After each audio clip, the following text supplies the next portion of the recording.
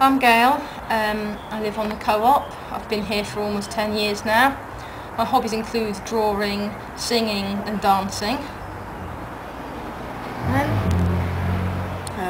I'm Anne. I live on the co-op and I've been here for about 10 years as well, and I do drawing and dancing as well. Alright, but you two, and I can tell.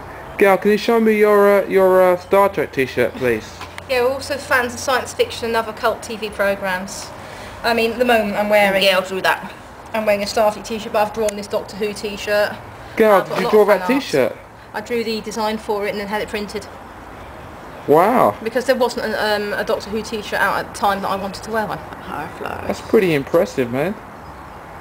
That's pretty cool. It took a lot of work. Yeah? Yeah. Do you want a cat? There's one right behind you coming out of Anita's door. Oh, there it goes. That's James. Damn, missed him. Okay. That's alright. Yeah. So, listen, you two, is there any kind of like,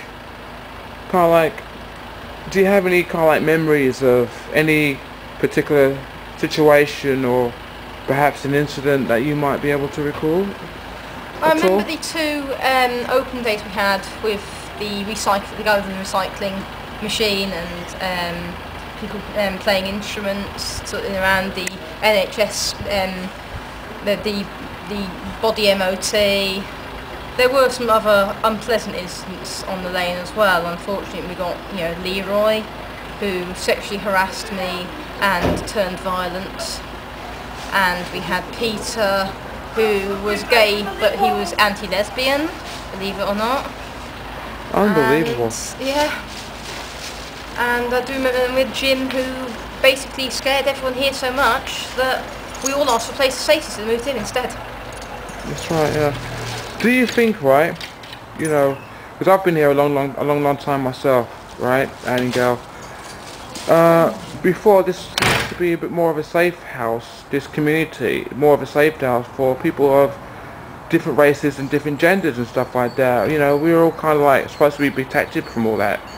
Don't you think it's like it can be, was a bit of a safe haven, should I say? It seemed to be at the time, but then, again, you're always going to get that sort of problem no matter where you go. I mean, there will always be people with issues who manage to get through the selection process that we put in place, for one way or another. But yes, there's a lot less of it here than there was out in the community, but yeah, over the last few years, it does seem to be more and more incidents occurring here on a racial or a sexual orientation basis. Yeah, we've had our hair pulled by the travellers and shouted at people, thrown stones, have thrown stones thrown at them. And I came here and they said, oh, there's a very low crime rate, and I moved into a house and they said a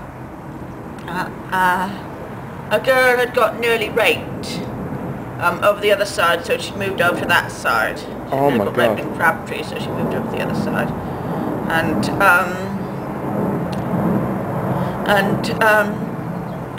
We know some people took car radios from the car park, and we know a guy who was a treasurer and took some money and went off to France with it when he was supposed to be hold it in trust for the court. That's right. Within the last year or two, this happened. A car at the back of the house here got set alight. I was lying in the bed, and my brain registered flickering lights, and my eyes registered it. And before my eyes worked out what it was consciously, I was out of bed and dragging Anne out because I'd recognised it as fire. I also recognised it's probably a car, and if the car went up, the window would come in, and because big square windows in the room we sleep in. Yeah. And if the blast had shattered that, we would have been absolutely cut to pieces. Another car got set fire over there, and its petrol cap came over the roof, and it still landed there. It landed in the planter. Yeah. You can see the remains of it here.